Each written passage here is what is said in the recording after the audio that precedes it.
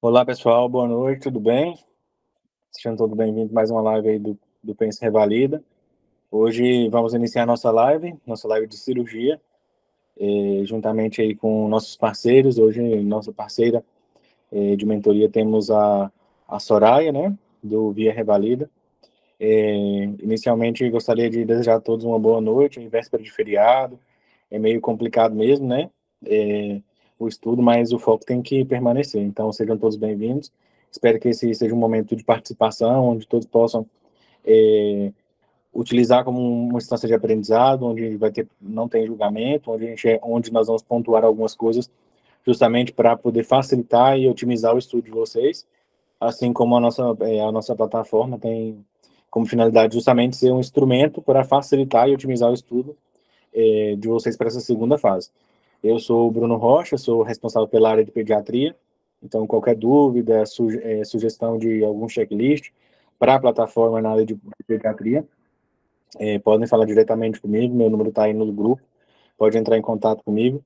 As pessoas que ainda não estão na plataforma e têm interesse de participar, pode deixar um nome completo e uma conta no Gmail, que é a única coisa que a gente pede, que seja uma conta no Gmail, aí no chat, que a gente já ativa a conta grátis para vocês, tá bom?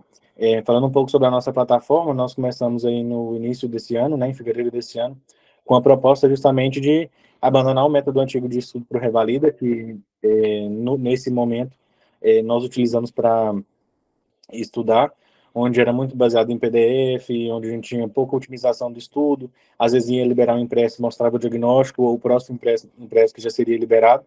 Então, foi justamente nesse intuito de facilitar e otimizar o nosso estudo que a gente desenvolveu essa ferramenta. Nós somos a primeira plataforma destinada ao estudo da segunda fase. Tivemos uma ótima aceitação aí no primeiro semestre e estamos com uma excelente aceitação também no segundo semestre. É, temos mais de 250 checklists, nesse momento atual, temos mais de 265 checklists, então quem tiver sugestão, tiver algum questionamento, quiser fazer alguma observação sobre algum checklist, pode falar com a gente, que a gente está aberto a conversar e a dialogar. O que a gente vai pedir para vocês é que vamos passar para a parte da apresentação da Soraya, onde ela vai apresentar um pouco essa metodologia, a maneira de trabalhar, que é dentro da nossa plataforma. Então, baseado no que ela vai explicar, vocês podem entrar em contato com ela para tirar dúvidas. Também, esse semestre a gente não fez nenhuma mentoria, mas a gente está com vários parceiros. Então, vocês podem assistir as lives que ficam gravadas no YouTube, e a partir desse momento, a gente pode decidir em qual seria a melhor opção. Hoje a gente vai realizar um checklist somente, tá bom? Então, gostaria de apresentar para vocês a Soraya, que é a nossa parceira aí do Via Revalida. Boa noite, Soraya, tudo bem? Boa noite. É, Boa noite a todos. Eu me chamo Soraya Santana, faço parte da mentoria chamada Via Revalida. Quem faz parte da mentoria é eu, Soraya, e o Giliard, marido da Carol, que também criou o Via Revalida. No caso, a Carol dá a mentoria para a prova teórica e eu e o marido dela damos a mentoria para a prova prática. A nossa mentoria ela funciona da seguinte forma: a gente tem encontros. Primeiro, a mentoria, a gente faz uma avaliação individual, fazendo o aluno, mesmo ele não sabendo, logo de cara, fazer 5 estações. E depois que termina as 5 estações, a gente fala como ele deveria melhorar, o que ele errou. Depois, ele passa a participar dos encontros. A gente tem um encontro por semana da mentoria coletiva, que é com todo o grupo, um encontro da mentoria teórica, onde a gente tira esse dia para falar de teoria, explicar algumas teorias que é muito importante para trabalhar no checklist. E a gente tem encontro de células, que encontro em grupos menores, em grupos individuais, em grupos de dupla, no máximo 3 pessoas no encontro de células, que a gente dividiu em 2 vezes na semana. E a nossa mentoria, ela é pensada com pessoas que participaram, né, da prova do INEP, porque é diferente de algumas mentorias e diferente de alguns cursos, muitas dessas pessoas nunca presenciaram essa prova, e a prova do INEP, todo mundo sabe que tem suas particularidades, tem suas características únicas, que deve ser trabalhado com pessoas que já passaram por essa mesma situação. Então, eu me formei ano passado, formei ano passado na Venezuela, passei na prova prática, na prova de março, na prova teórica, e em junho eu passei na prova prática na primeira vez que fiz a prova prática, e o Giliard, ele infelizmente não conseguiu passar na prova do INEP, mas logo em seguida ele fez a prova do UFMT e conseguiu a aprovação. Então, eu e ele temos experiência tanto no INEP, né, os dois, quanto em outra prova, que é no caso dele, que já fez o FMT. Então, a mentoria hoje, que a gente separou para falar um pouco, que quando você adquire a nossa mentoria, você já tem garantido o acesso à plataforma. Caso a pessoa já tenha a mentoria, já tenha a plataforma, a gente dá um desconto por já ter a plataforma. Hoje a gente vai trabalhar aqui a parceria com Pensa e Revalida, e eu vou explicar para vocês um pouco, né, de como funciona a ferramenta, e aí eu vou ter que precisar de um voluntário que queira fazer um checklist, só que já tenha acesso à plataforma, para que os outros que não tenham consigam ver como funciona. E o tema de hoje vai ser relacionado à cirurgia. Alguém Doutora, qualquer pessoa que estiver na live pode participar, viu? Eu faço a liberação agora.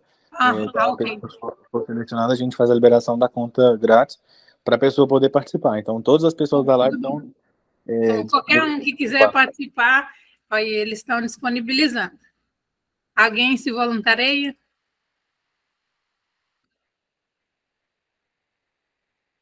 Eu posso fazer isso. Tá bom. Você tem acesso à plataforma? Se não, para ver. Tenho. Ok, eu vou colocar o código aqui no chat. Tudo bem. Aí todos podem copiar o código e ir acompanhando junto com você.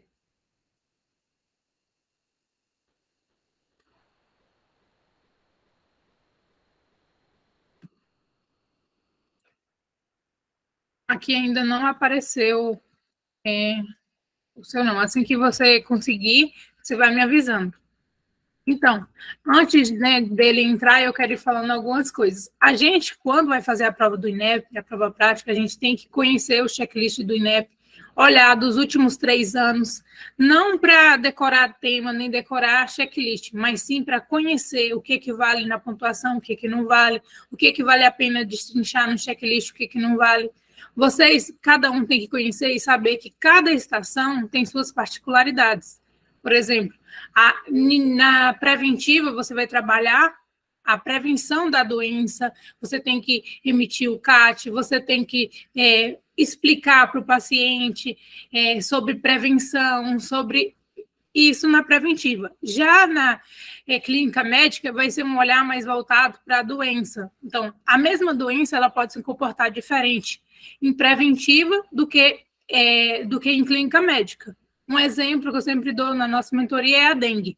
Quando você está falando de dengue em preventiva, você vai voltar para quê? Para prevenção, falar que vai fazer controle do vetor, chamar agente de epidemia, você vai trabalhar nisso. Saber se outras pessoas na comunidade tiveram contato, esse tipo de abordagem. Já quando a gente está em clínica médica, mesmo que a gente esteja falando de dengue, que é o mesmo tema, vai ser uma abordagem diferente, vai ser voltado para sinais de alarme, voltado para a classificação entre A, B e C, vai ser voltada para o tipo de conduta, não que não tenha isso em preventiva, mas o olhar, a visão, ela muda.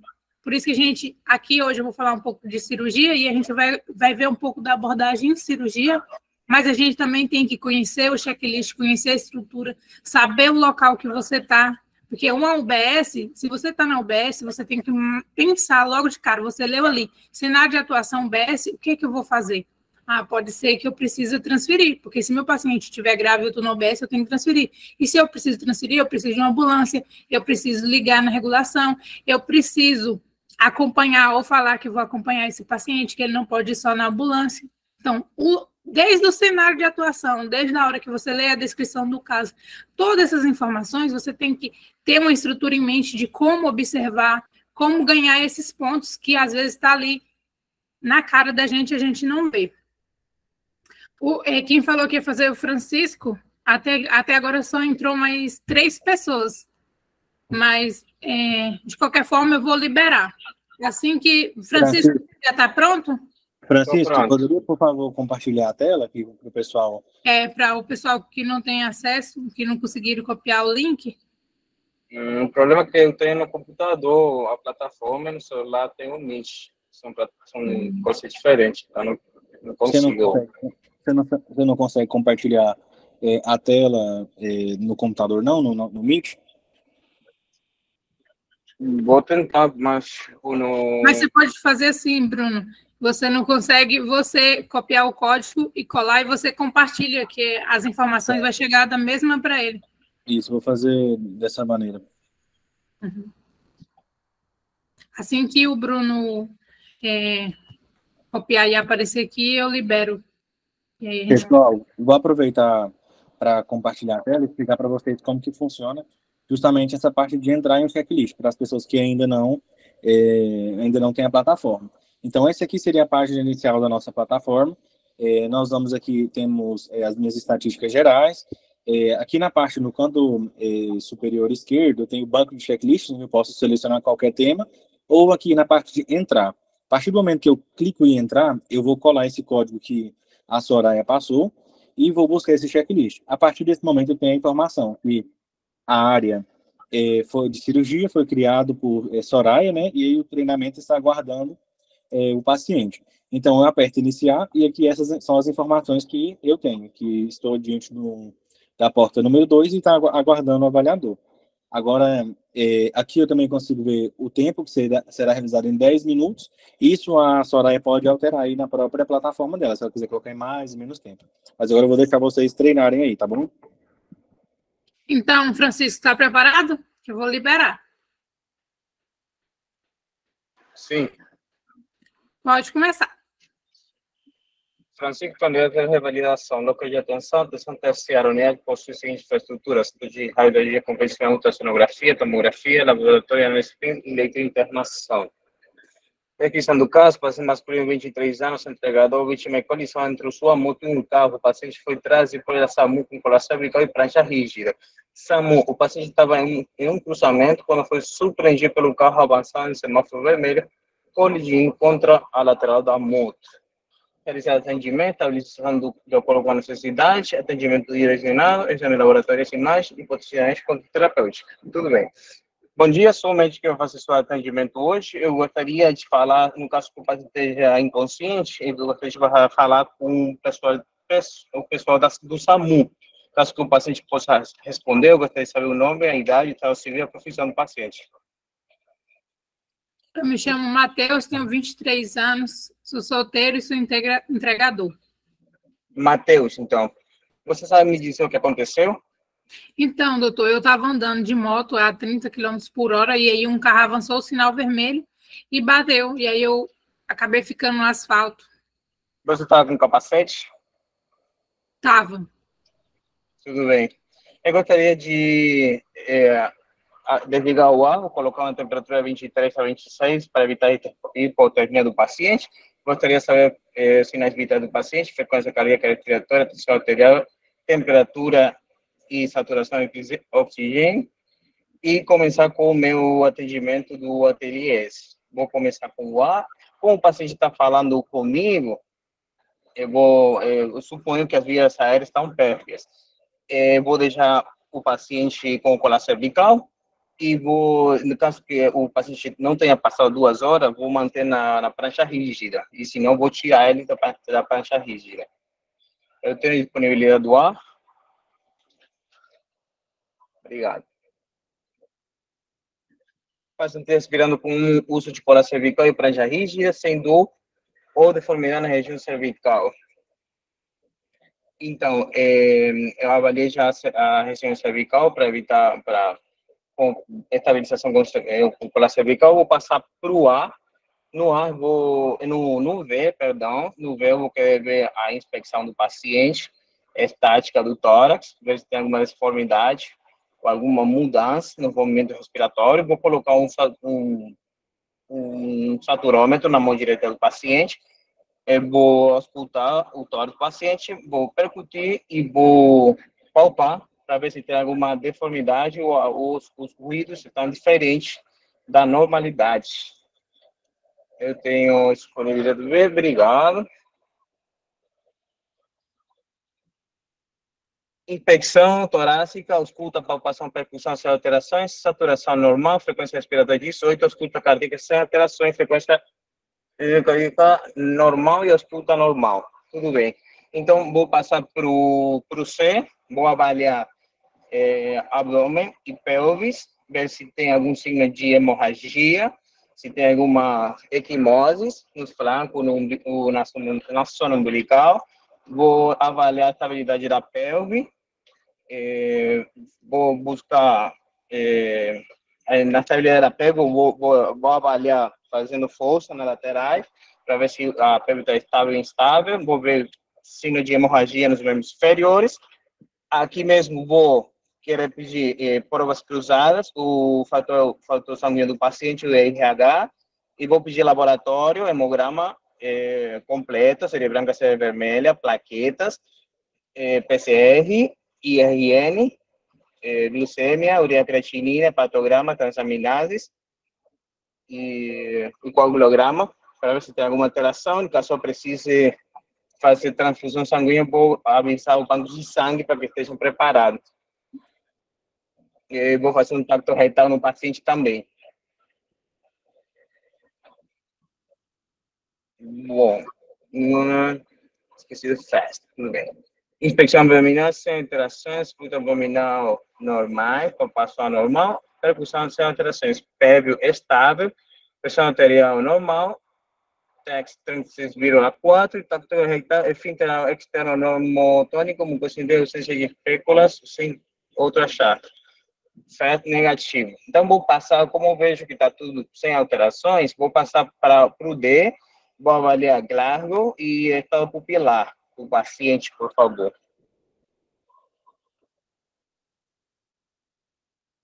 Abertura ocular de 4, recuo 5, motor de 6, pupilas subcóricas, fotorreagentes.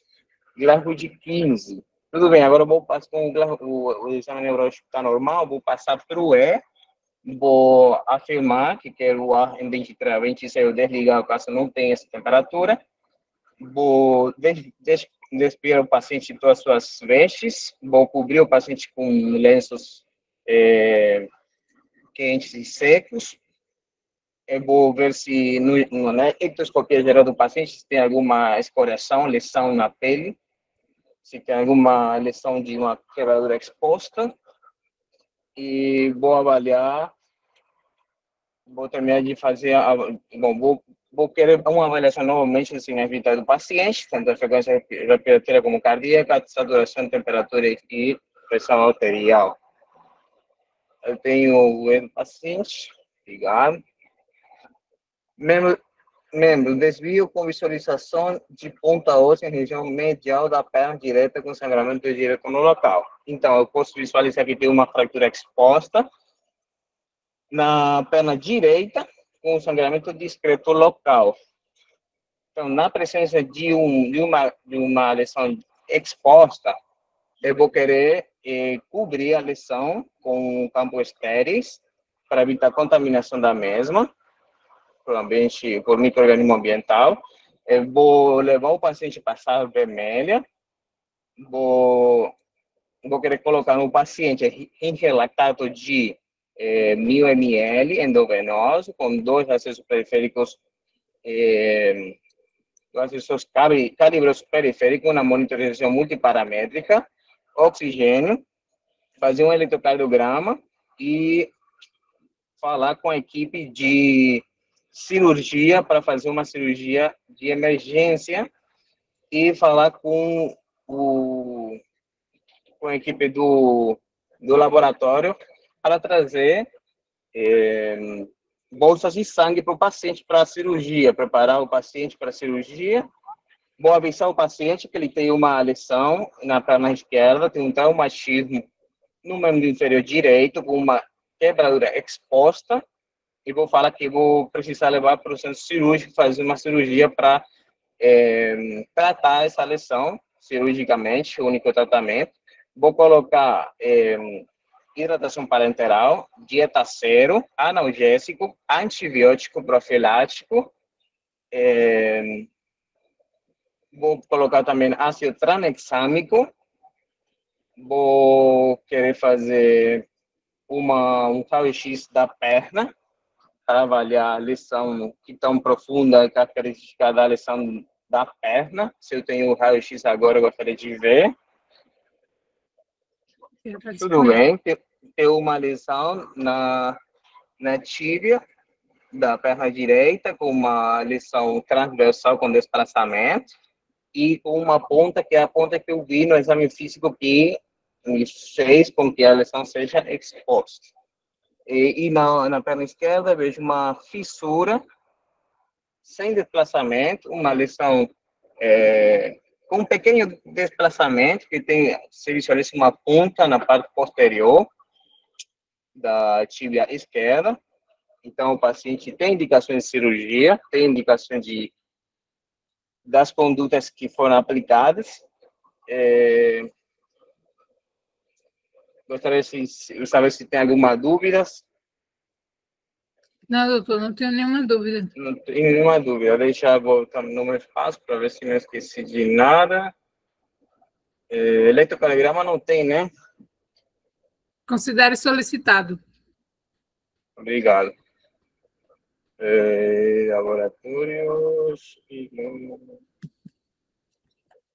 Bom. Prova de laboratório não está disponível. Considere solicitado. Tudo bem. Faltaria alguma coisa? Bom, em caso que o paciente vou precisar fazer transfusão, então vou indicar fazer a transfusão sanguínea do paciente, e com o grupo específico do paciente que já foi solicitado no C, e seria isso.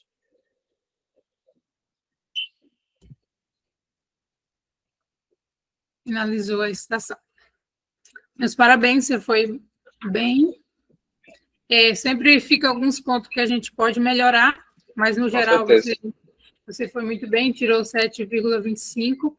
Uma coisa que a gente tem que entender é que, para aprovar nessa prova, a gente não precisa tirar 10 em todas as estações. E é muito difícil tirar 10, conseguir, porque o INEP, ele sempre inventa um ponto, uma coisa que não está lá. A gente não... Cauana, pode falar. Pode liberar o PEP para a gente ver o que pontua. Sim, não? Eu vou, agora mesmo, vou compartilhar. Tá. Obrigada. De nada. Eu sempre, quando a pessoa termina o checklist, eu gosto de explicar desde o início aqui. Vamos lá.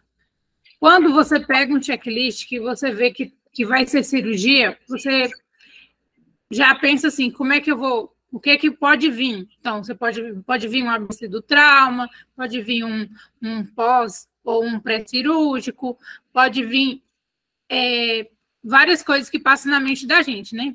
Aí, quando a gente está lendo, a primeira coisa que a gente vai lendo e observando as informações. Por quê? Porque ela vai nos dizer que conduta a gente vai seguir. Aqui, você lê, logo que você lê o cenário de atuação, todos estão conseguindo ver? Tá sim, doutora. Ok. Então, você vai ver o local de atuação. Se aqui fosse, né, é claro que não vai chegar um ABC do trauma, né, numa UBS, no geral, mas pode acontecer. Às vezes a pessoa, não de vir por SAMU, mas de vir os familiares trazer lá na SAMU. Então, se você tem que olhar onde você está, para saber se você vai ter que transferir ou não. Esse paciente, ele está em atenção terciária e não ia precisar transferência. Mas, às vezes, é uma unidade hospitalar secundária, uma UPA, outras estruturas que, às vezes, precisa de transferência. Então, a gente já vai aprendendo o checklist desde aqui e observando cada detalhe nele. a gente observa também o que a gente tem disponível. A gente tinha setor de radiologia, tinha exames. Aí, o segundo passo que a gente vai para a descrição do caso. Quando você lê aqui, você vê que o paciente, ele foi trazido pela SAMU e ele foi uma colisão. Então, logo de cara, antes de ler a tarefa de nada, você já sabe que vai ser um ABC do trauma, e algumas coisas têm que estar na nossa mente, como transferir o paciente para a sala vermelha, ele terminou o ABC do trauma, e lá depois, na fratura exposta, que foi transferir o paciente para a sala vermelha. Você ganhou essa pontuação? Ganhou, mas às vezes você tem que deixar medular já no início do seu atendimento. Assim como aqui no checklist não pontuava o cumprimentar a SAMU, mas alguns checklists vai vir cumprimentar a SAMU. Então, se aqui já está falando no caso que tem a SAMU, cumprimenta, porque esses pontos, um ponto de cumprimentar, um ponto de mandar para a sala vermelha, esses pontos já são seus. Mas se você deixa de fazer, às vezes você vai perder pontuações que no final vai te ajudar na aprovação, que essa pontuação já são sua, e que a gente, por besteira, às vezes esquece de falar. Então, se você viu aqui que o paciente foi trazido pela SAMU, lembrar de cumprimentar a SAMU, perguntar o que aconteceu para a SAMU, aí se a SAMU não tiver, já passa diretamente para o paciente. Às vezes, aqui no caso, vai falar assim, paciente trazido pelo enfermeiro, cumprimento o enfermeiro, cumprimento o paciente. Nunca esquecer de cumprimentar o paciente e o responsável que está te trazendo o caso.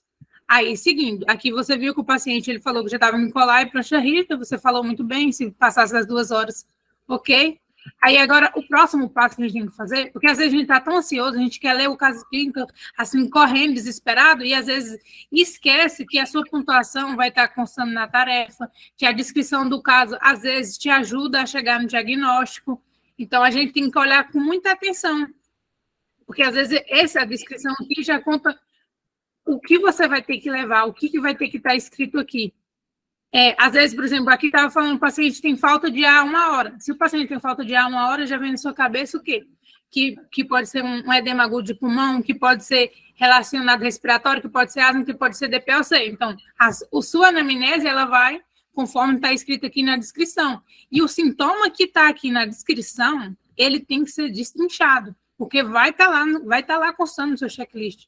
O sintoma que eles colocam aqui, que o INEP coloca aqui na descrição, é muito difícil que a destrinchar esse sintoma não esteja constando no checklist. O próximo passo, Dora, é ver a tarefa. Então, realize o atendimento inicial, estabilização do paciente de acordo com a necessidade, atendimento direcionado, exames de laboratório que julgar necessário e pós-diagnóstico e conduta terapêutica. Aqui eram as informações que eu tinha que passar para ele. Ele perguntou o nome, eu respondi, o que tinha acontecido, eu respondi. Ele não perguntou se teve perda de consciência, ele perguntou se o paciente estava usando capacete. Essas perguntas aqui, elas poderiam ter sido feitas ou no início, porque o paciente estava bem, só que isso a gente não vai saber muito, porque no caso do INEP é uma atuação, ou quando você termina o ABC do trauma, você tem o sample, que é perguntar sintomas, o S de sintomas, o E de simples, doenças prévias, você tem que perguntar se ele teve medicações, líquidos, se ingeriu líquido nas últimas 4 horas, porque, como você indicou, o paciente ele ia precisar de cirurgia. Então, a gente tem que perguntar dos líquidos. Essas perguntas aqui, ela pode ir no final, preferivelmente ser feita no final do ABCDE. E tem um áudio aí ligado que está atrapalhando, né? Obrigado. E aqui eles ainda botou a vacina antitetânica. Aí ia falar que tinha 10 anos. É muito difícil você estar lá atendendo a ABC do trauma lembrar disso. Isso são coisas que o INEP gosta de fazer para você não ter a pontuação completa. Porque é mentira que a pessoa está lá, o médico, às vezes, né, o paciente lá com fratura exposta vai lembrar de vacina antitetânica. Mas o INEP gosta de fazer esse tipo de coisa. Ele fez muito bem, fez o A, só que o A, quando você fala o A, você fala, o paciente está me respondendo, então eu vou levar em consideração que a via está pévia, aí pediu o colar cervical, se o paciente está em prancha rígida, conferiu o colar cervical se está bem posicionado, e aqui, já no A, você já pode colocar o oxigênio a 10 litros por minuto, máscara não reinalante. No caso, ele colocou, você falou oxigênio já lá no final, e o oxigênio você pode falar no A, e se você esquecer, no máximo do B.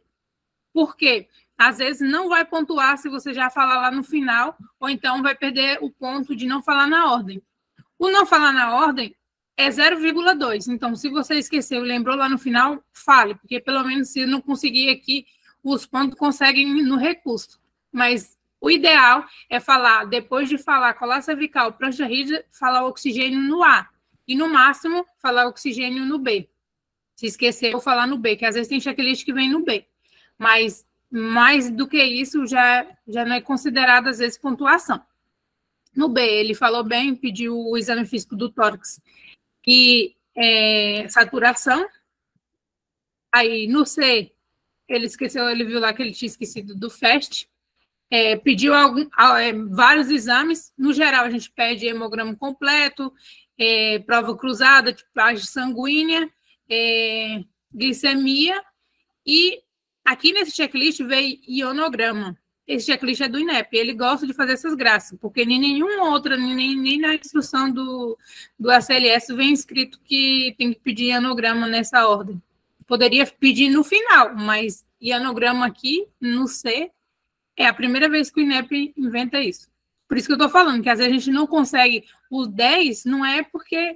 É porque às vezes o INEP ele vai aparecer algum ponto que eles inventaram. Teve uma estação, a estação de 2022.2, que eles criaram uma palavra que chama hematopiúria. Se o paciente não tivesse... Se o paciente o quê? Se o estudante não tivesse falado que o paciente apresentava hematopiúria na urina, não pontuava. E essa palavra, até que eu já pesquisei em vários lugares, eu nunca consegui em literatura nenhuma. Eles criaram, única e exclusivamente para o INEP, e ainda assim não aceitou nem com recurso depois tirar essa palavra. Se você não falou essa palavra, então eu acho que ninguém nessa estação conseguiu esse ponto. Porque não existe hematopiúria. Se vocês acharem, que vocês me mandem, por favor. Então, são coisas que a gente não pode brigar pelas coisas que a gente não tem como fazer. A gente tem que fazer a nossa parte, porque a gente não precisa tirar 10 para passar. E, então, você indo bem, se você sabe a estação de ABCDE dando o seu máximo, para que você tire um 9, um 8, um 7, você consegue passar. Tirando um 3 na estação, dependendo, você ainda consegue passar. Se você tirar um 9 na outra, um 8 na outra, um 7, quando vocês estiverem na estação e for, sentir que for ruim, vocês têm que esquecer e passar para a próxima estação, e cada estação é um. E você pode recuperar. O primeiro dia, geralmente, é o pior. Eles preparam, né, para desestabilizar realmente o emocional da gente, mas a gente sabe que o segundo dia, a maioria de todas as provas, né, já é um histórico do segundo dia ser um dia mais tranquilo. Então, a gente tem que trabalhar o emocional, saber que o primeiro dia eles vão pegar pesado e a gente está preparado para isso, para no segundo dia você já ir, né, bem confiante e ver que vocês já passaram, né, por essa prova, né, no dia anterior, e aproveitar e ganhar o máximo de ponto que conseguir. Continuando, aqui no D, quando você for pedir neurológico, falar só a escala de Glasgow e resposta pupilar, às vezes pode não vir lá no checklist dessa maneira e você não pontuar. Às vezes é bom falar, no D eu quero escala de Glasgow com resposta verbal, resposta ocular, resposta motora e reação pupilar. Não vejo muito assim. O exame físico, no geral, para o INEP, vale 0,5. Às vezes a pessoa decora aquele exame físico gigantesco, falando eu quero todo o exame físico completo de várias estações, e não é assim, gente. Eu sempre falo, cada estação é um jeito de pedir exame físico. Se você está em gineco-obstetrícia, você pode pedir sinais vitais, falar cada um dos sinais vitais, depois pedir exame físico geral, ectoscopia de pele, mucosa, ser bem sucinto mesmo, e chegar a exame físico específico, aparato cardiovascular, aparato respiratório, abdômen, e quando chegar no obstétrico e ginecológico, destrinchar, exame de mama, porque é isso que vai sair na sua prova, e aí você vai pontuar. Aí você decorou um exame físico gigantesco, pedindo lá, auscultação, não sei o que, percussão de cada aparelho, pedindo resposta verbal, e a paciente era uma gestante que não tinha nada, e quando você pega o checklist, a pontuação era exame físico de mama, exame físico obstétrico e ginecológico, e vale 0,5. Então, você perdeu 3 minutos falando um exame físico gigantesco, que não valia, só valia 0,5 e que tem que ser específico. Do mesmo jeito você está em cirurgia. Cirurgia, você não precisa pedir aquele monte de coisa de exame físico, não. Você pede sucinto e quando chegar, se é um abdômen agudo, pedir, aí sim, você vai falar em abdômen, você vai falar, você tem inspeção, auscultação, palpação e percussão, detalhar se precisa de um toque retal, você fez bem aqui. Detalhar, porque geralmente cirurgia, abdômen agudo, precisa de um toque retal, e às vezes a pessoa está tão preocupada de decorar esse tanto de coisa que eu falei, que esquece que em cirurgia é necessário um toque retal, que em obstetrícia é necessário destrinchar, principalmente quando a mulher tem acima de 20 semanas, a manobra de Leopold. Cada estação, você vai fazer o seu esqueleto e vai priorizar no exame físico o que tiver que priorizar dentro daquela estação. Se é de preventiva, eu já vi vários checklists de preventiva que exame físico nem pontua. Não é que vocês não vão fazer exame físico, vocês vão fazer, mas não precisa exagerar, pedindo milhares de coisas e o seu tempo acabar em preventiva, que eles querem mais sobre prevenção, conduta, outros tipos de coisa, do que o exame físico. E se vocês acham que eu estou exagerando, vocês podem pegar os últimos 3 anos exame físico de preventiva e tem vários que não pontua nada e o máximo que pontua no exame físico é 0,5. Continuando. Aqui no E, ele já viu que tinha uma fratura exposta, ele falou muito bem, pediu uma radiografia, falou que era na tíbia, porque se você esquece de falar, se ele tivesse falado só fratura exposta, ele ia perder a pontuação completa do diagnóstico. Tinha que falar que era de tíbia direita. Aí, a única coisa que ele esqueceu é que quando tem fratura exposta, é bom pedir o exame físico distal, aí palpar os pulsos para ver se estava presente. E aí, se tivesse, eu ia falar que estava presente simétrico e a sensibilidade estava preservada, para ver se não tinha o comprometimento tão grave do paciente.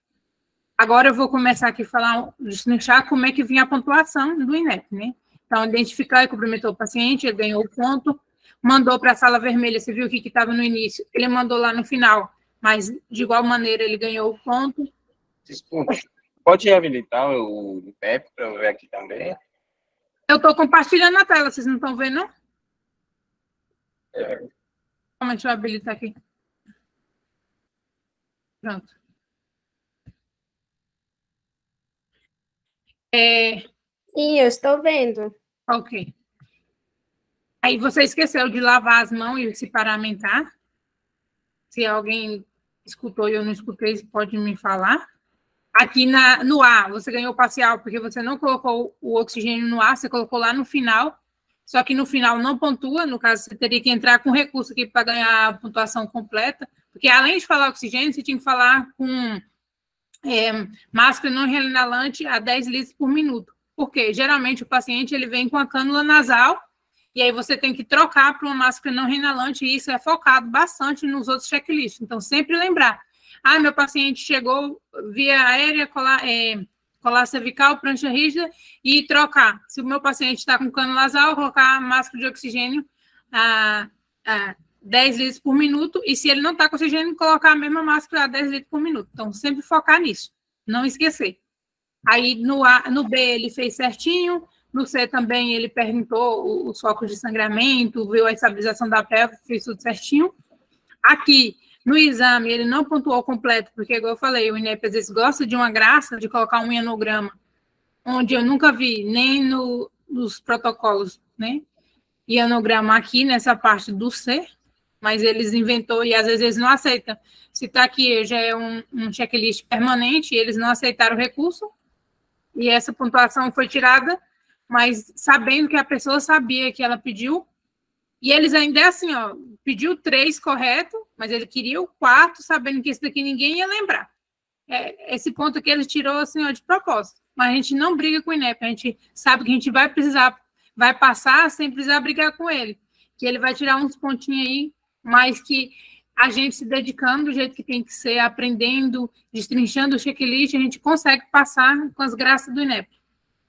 Aí você avaliou a escala de Glasgow e a reação pupilar corretamente, mas eu expliquei, você destrinchar um pouquinho no ABCDE a escala de Glasgow, você não vai perder por isso. Realizou a exposição e controle da hipotermia, lembrou da temperatura da sala, e aqui foi o que no final eu falei que você poderia ter perguntado no final, que é comorbidade, alergia, e se teve alguma cirurgia, uso de medicações e a última refeição, porque ela vem logo depois que a gente termina o atendimento primário. No atendimento secundário, você tem que perguntar isso. No geral, quase não cai no checklist, a gente às vezes esquece disso, mas principalmente num paciente que vai ter que fazer uma cirurgia, tem que perguntar isso. E lá teria as informações. Aí você solicitou a radiografia correta, falou que era fratura exposta da tíbia direita. Em NEP, você tem que falar nome, sobrenome e apelido. Exemplo, você sempre vai falar, você fala cirurgia de urgência, um exame. Se esse exame é de urgência, você explicitar, porque senão você não ganha ponto. Na nossa prova de 2023.1, o paciente era uma criança que engoliu objeto estranho, e quem falou só endoscopia não ganhou ponto. Tinha que falar endoscopia de urgência, porque ele tinha engolido uma bateria, e como a gente sabe, a bateria é um dos critérios de retirada de urgência, e quem não falou a palavra urgência não ganhou ponto. Do mesmo jeito, diagnóstico. A gente já viu desde a discursiva que se você não falar nome e sobrenome, não ganha, às vezes, a pontuação nem parcial. Eles é muito rígido com isso. Aí, examinou os pulsos distais e a sensibilidade não examinou, porque quando você viu lá que tinha fratura exposta, tinha que examinar. Imobilizou o membro afetado, colocou o curativo estéreo, você fez, você explicou e informou para o paciente que ele tinha que ficar internado, que tinha que passar por cirurgia.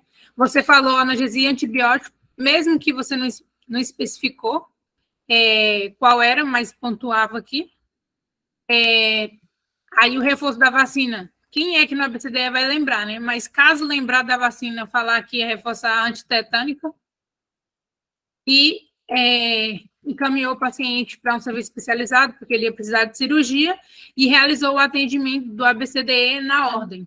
Fez certinho. Se tivesse pulado ou então lembrado de alguma coisa lá no final, não ia ser considerado ganhar dos pontos. No INEP, geralmente, vale 0,2, no máximo 0,5, 25, realizar na ordem. Então, se alguma coisa que você esqueceu, ela vai te levar no diagnóstico, ela vai te levar a mudança de conduta, é melhor perder 0,2 do que perder 1 ponto, perder 2 pontos, às vezes 2 pontos, 3 pontos de diagnóstico e conduta junto.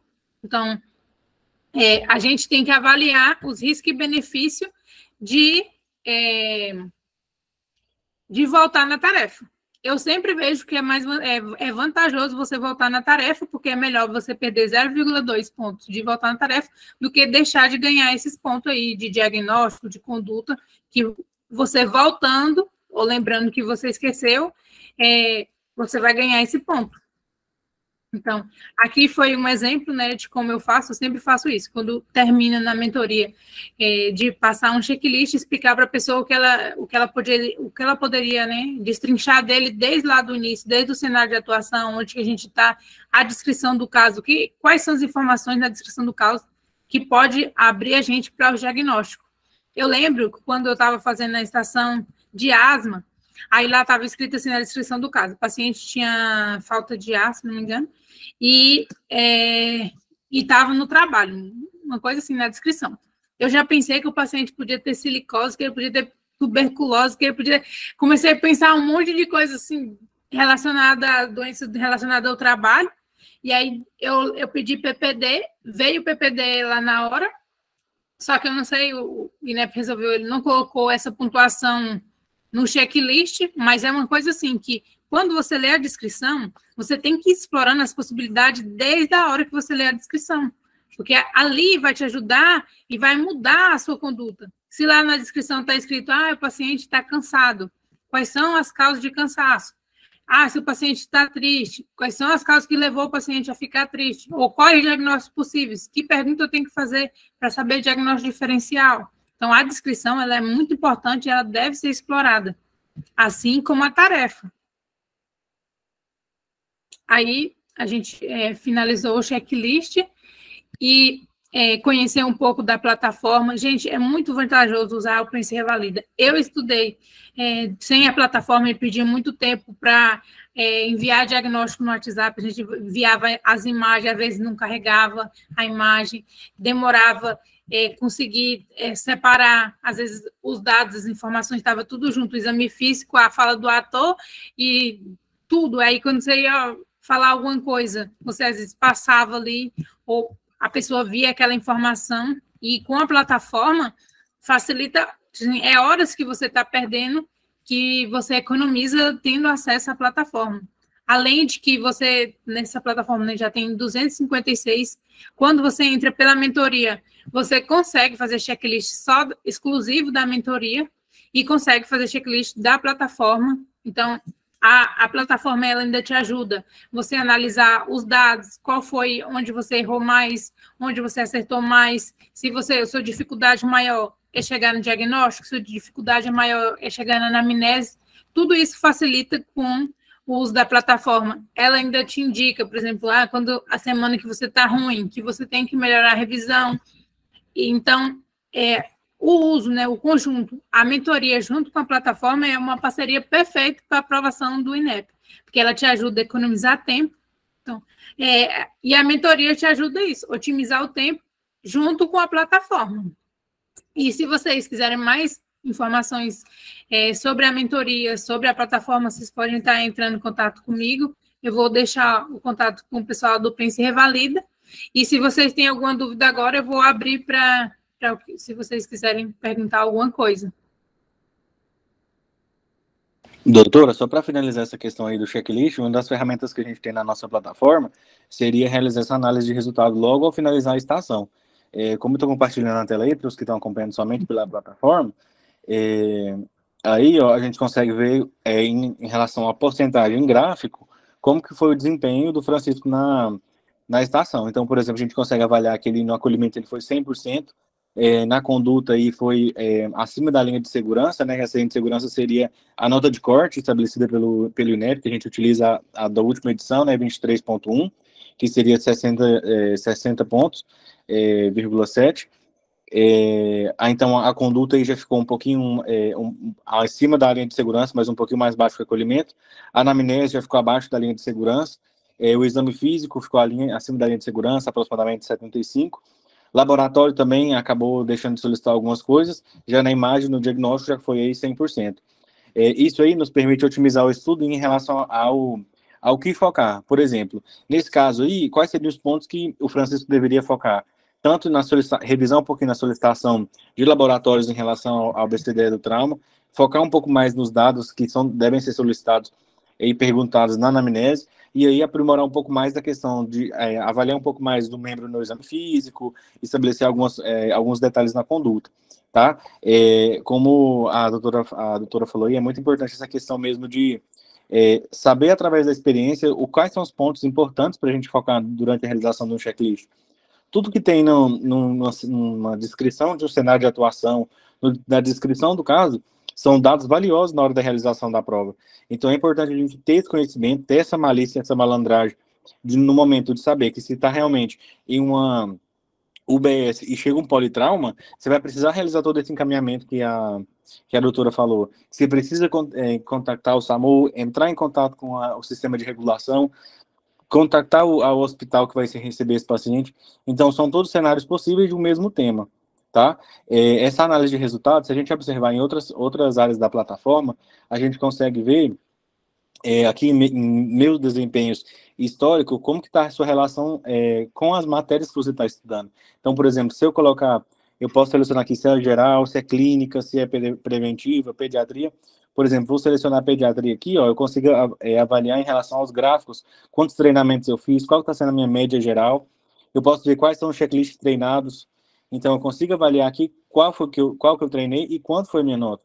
Além disso, se eu vier aqui em histórico, eu consigo, através da plataforma, ver, por exemplo, que eu fiz um checklist de apendicite aguda, eu posso ver a correção dele. Então, eu tenho acesso ao PEP, tudo que eu acertei, tudo que eu errei. Então, são maneiras de otimizar realmente e aprimorar o nosso tempo para ter um estudo eficiente. Então, assim, eu consigo observar, por exemplo, lá no caso do Francisco, quando ele viu que tinha errado na questão dos exames complementares, dos laboratórios, ele poderia entrar aqui novamente e ver quais são os exames que ele deveria ter solicitado e, a partir disso, começar a estudar baseado nisso. Eu também, quando estudei, tive a mesma experiência que a doutora, que a gente tinha que meio que fazer um Frankenstein de pegar peças de um checklist para poder solicitar, para fazer um checklist para treinar. Então, levava muito tempo. Às vezes, você ia estudar durante 2 horas, acabava fazendo 3 checklists, porque até selecionar o tema, falar, agora eu quero pediatria ou não, quero cirurgia.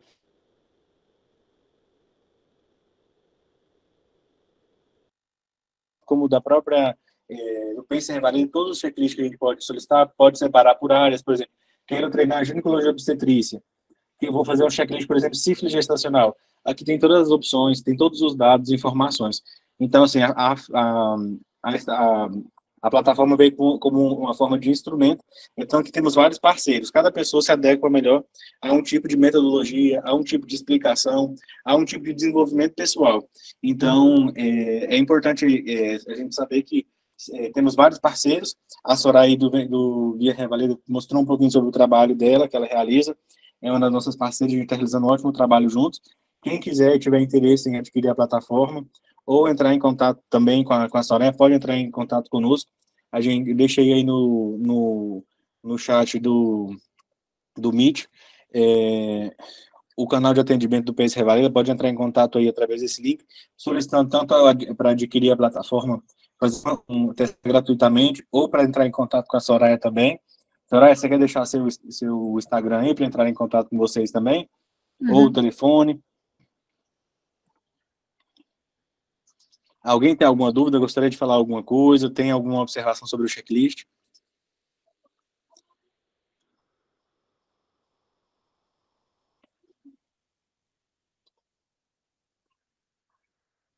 A hora é agora, gente.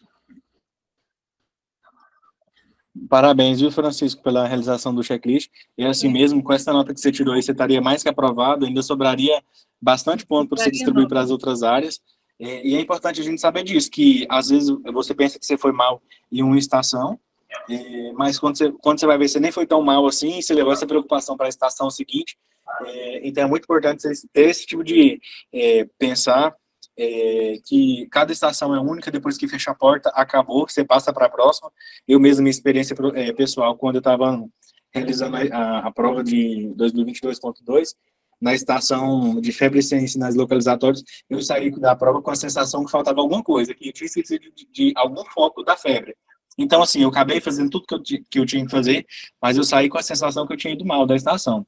Depois foi passar, quando saiu o resultado preliminar, eu tinha tirado 10 na estação. Então, assim, eu fiquei com aquela frustração de ter pensado que tinha ido mal, mas no final das contas foi a estação que eu fui melhor na revalida, sabe? Então, eu acabei que levei essa frustração para a estação seguinte e poderia ter comprometido meu rendimento e até mesmo a minha aprovação. Então, essas dicas são muito boas. Utilizem a plataforma para treinar não somente com uma pessoa, senão com várias. O lado bom da mentoria é que você vai conhecer novas pessoas. A plataforma também disponibiliza se você ter um grupo com várias pessoas, para você não ficar viciado nos mesmos tipos de pergunta e resposta. Às vezes, quando estamos estudando com o mesmo grupo de pessoas, temos a capacidade de ajudar um pouquinho, de ser um pouco mais flexível, de dar um pontinho a mais, porque, tá bom, isso aí você perguntou mais ou menos, mas, assim, tudo bem. E no Revalida, na correção do Revalida, não tem nada de benevolência. É somente assim, falou, não falou, acabou. Você não tem um ponto, entra com recurso. Então, se vocês tiverem alguma dúvida, quiserem falar alguma coisa, quiserem deixar o e-mail aí, o nome, para a gente fazer a liberação da conta grátis, tá bom? Quem estiver estudando pela plataforma, quiser treinar, marcar algum dia, a gente pode entrar junto também e treinar, a gente compartilhar um pouco mais da nossa experiência, tá bom?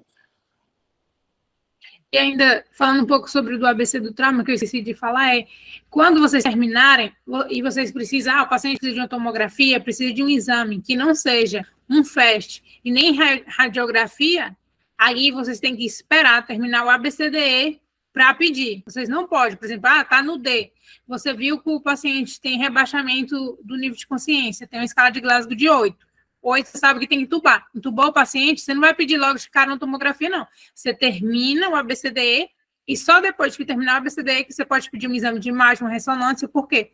Porque esse é o protocolo. Só pode tirar o paciente ali da sala depois que terminar o ABCDE. E às vezes a gente, por ânsia, o paciente tem um TCE, vou mandar ele para a tomografia. E não é. Você termina o ABCDE e depois você fala que vai fazer a tomografia. Por que você pode fazer um raio-x? Porque o raio-x ele vai estar lá disponível na sala vermelha e aí você faz o raio-x em qualquer parte. E do mesmo jeito o FAST vai estar lá. Agora, um ultrassom abdominal mais específico, aí também vai ser no final da estação. Você nunca vai fazer esses exames de imagem no meio do ABCDE, você faz só no final. Alguém aqui estava perguntando o valor da mentoria. Então, o valor da nossa mentoria se encontra hoje num valor de R$ 1.500, e quem tem a plataforma, a gente dá um desconto de R$ 200. A gente também está... Quem já teve acesso ao cronograma, já tinha comprado o cronograma, também tem desconto, um desconto de R$ 100. No caso, quem tem acesso à plataforma e já comprou alguma vez o cronograma do Via Revalida, aí tem um desconto de R$ 300. Só complementando a explicação da doutora, diferente essa questão da tomografia, são em realização dos procedimentos. Por exemplo, fiz via aérea, identifiquei uma escala de coma de Glasgow de 7, tem necessidade de intubação, você vai verbalizar que necessita realizar a intubação nesse momento. Então, você identifica a alteração e já faz o tratamento. Então, por exemplo, a mesma coisa seria com uma toracocentese, uma drenagem pleural, ou uma punção de alívio, um curativo de três bordas. Então, tudo isso é importante vocês terem consciência. Procedimentos, identificou que precisa desse procedimento, você faz o procedimento, depois passa para o item seguinte. No caso, você está falando assim, pessoal, se você está no A e viu alguma alteração no A, você não passa para o B antes de resolver essa alteração.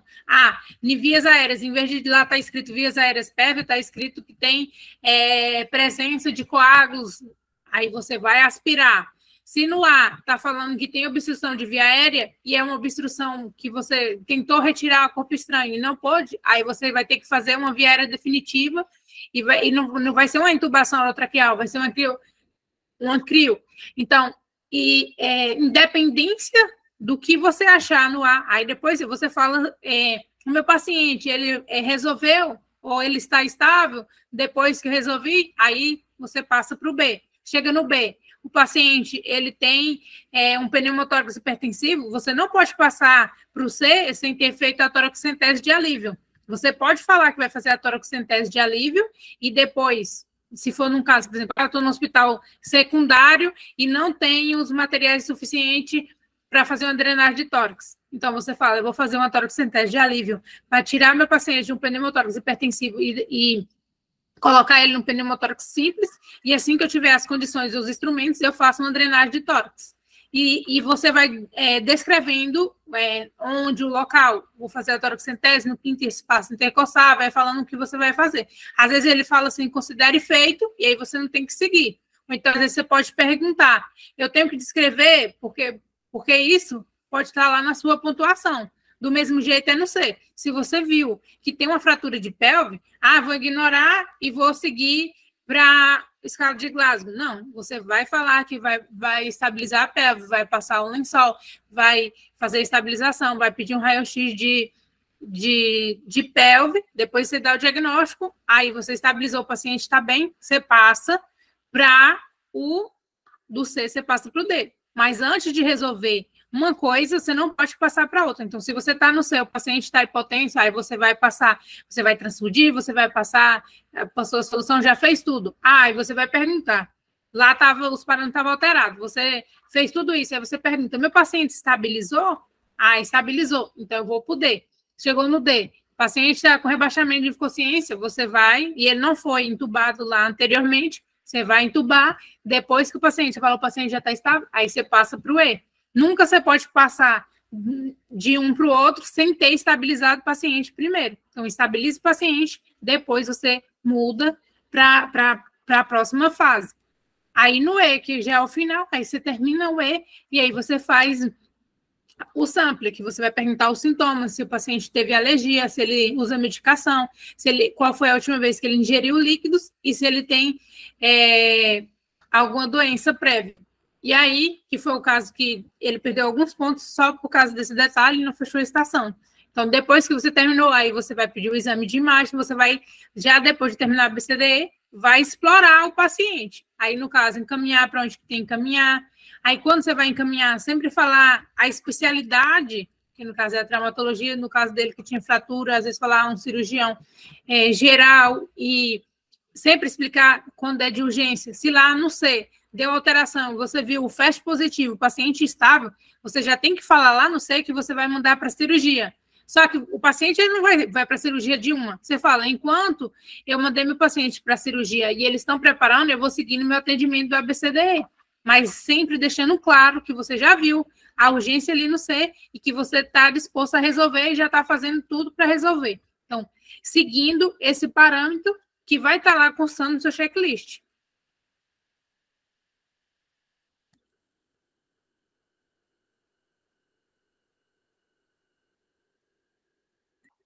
Alguém tem alguma dúvida? Quer falar alguma coisa? Exatamente, é muito importante ser dinâmico mesmo nessa avaliação do ABCDE. É uma estação assim que é muito boa de se realizar, porque normalmente não costuma sair tanto do que a gente costuma treinar, fazer as abordagens de cada alteração no A, no B, no C, no D, no E. Mas é algo que precisa ter um treinamento mais intensivo, assim, porque precisa ser feito muitas coisas em pouco tempo. Então, assim, é importante não fazer só algumas vezes a mesma estação, só fazer muitas vezes para ter uma questão mesmo de velocidade e confiança na hora de solicitar. Sempre não esquecer também da paramentação na hora que vocês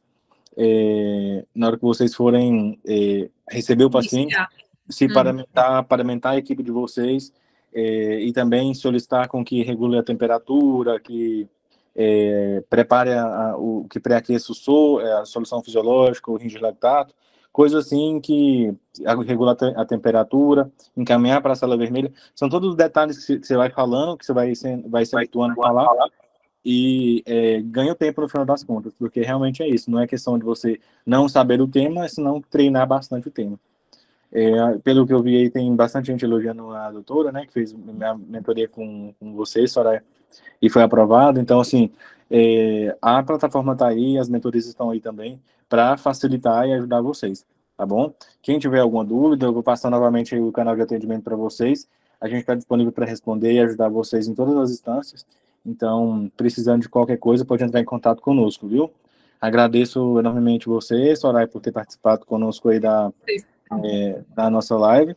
E ao pessoal que participou aí, parabéns, viu, Francisco? Então, boa noite a todos. E é isso, dispenso vocês. Tchau. Boa noite, pessoal. Tchau, tchau. E a Beatriz levantou a mão, pode perguntar. Pode falar, Beatriz. Saiu, hein? Eu acho que foi dar palmas e acabou levantando a mão. Então tá bom, muito obrigado. Viu? Tchau. Tchau, tchau.